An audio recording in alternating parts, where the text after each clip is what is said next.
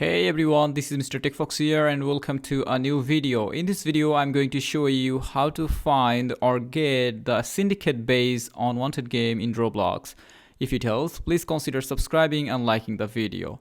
Alright, so first of all, you have to open your map, and in the map, you have to find this location. This is the location on the left side, but here is the full map.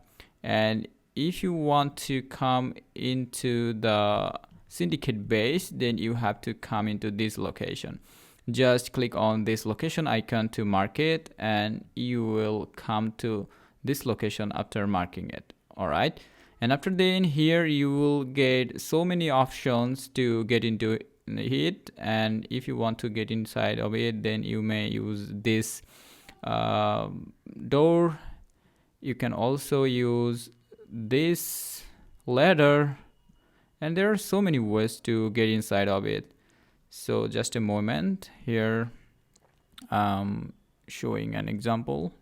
I'm just going inside of it, and this is the Syndicate base that you are looking for right now. So that's all for today's video. Thanks for watching. See you in the next one.